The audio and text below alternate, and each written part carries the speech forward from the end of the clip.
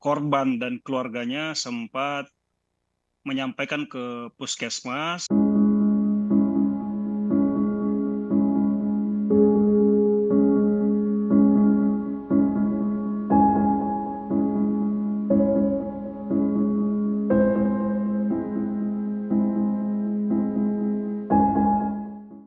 Baik, jadi sebelum kejadian memang korban dan keluarganya sempat menyampaikan ke puskesmas terdekat yaitu Puskesmas Ranca terkait dengan perubahan perilaku dari suaminya atau si pelaku ini.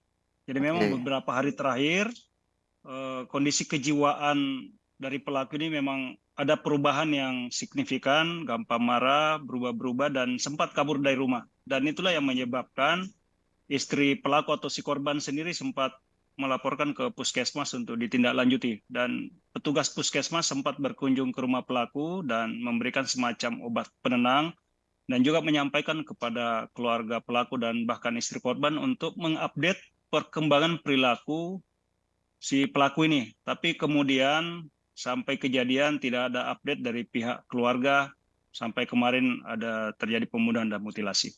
Oke. Bagaimana ceritanya ketika akhirnya polisi menangkap pelaku? Betulkah pada saat pembunuhan dan juga mutilasi ini terjadi pagi hari di jalan kampung dan seperti apa ceritanya, Pak?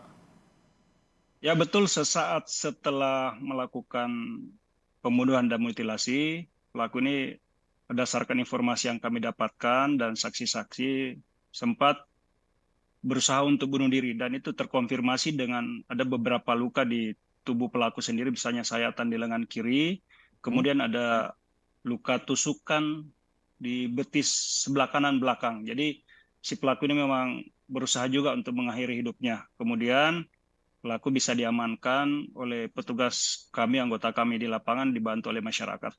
Mhm. Pak, ini kabarnya juga pelaku setelah melakukan pembunuhan dan mutilasi istrinya, pelaku berinisial T ini sempat juga ingin menjual daging istrinya kepada tetangga. Betulkah demikian? Berdasarkan informasi dari masyarakat, seperti itu yang berkembang, tapi tentu kami akan melakukan pendalaman untuk hal tersebut.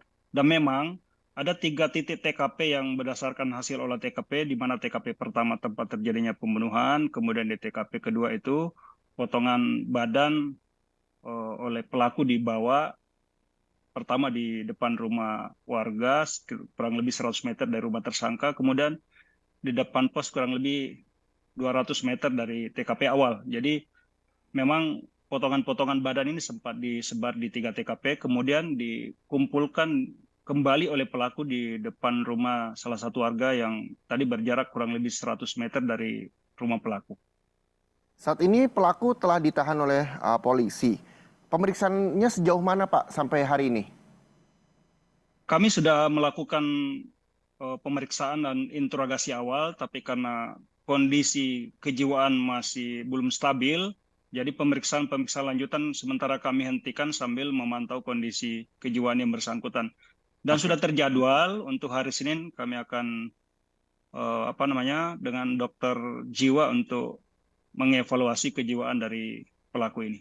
Oke, hari Senin nantinya sudah dijadwalkan untuk pelaku bisa berkomunikasi dengan dokter jiwa. Lalu bagaimana pada saat diminta keterangan pelaku, betulkah kabarnya pelaku juga sempat kerap kali beristighfar, terus juga pernyataannya kerap kali berubah-ubah.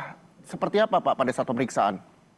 Ya betul, jadi kadang bisa menceritakan kronologis awal kejadian, kemudian tidak nyambung lagi, dan karena teriak-teriak pada proses kami menginterogasi dan mengambil keterangan, semalam kami hentikan dulu karena kondisi kejiwaan pelaku yang masih labil dan kami kembalikan ke tahanan. Selain pelaku, saksi siapa saja, Pak, yang sudah diperiksa polisi? Dan bagaimana hasilnya? Sementara pendalaman ke keluarga sendiri sudah ada yang kami periksa, juga warga setempat sudah diambil keterangan awal di Polsek Ranca, dan petugas dari puskesmas juga kami sudah ambil keterangan singkat, keterangan awal, dan juga disampaikan beberapa saksi lain yang mengkonfirmasi kejadian tersebut.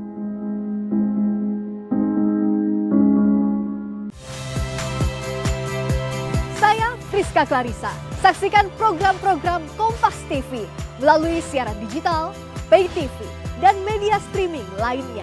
Kompas TV, independen, terpercaya.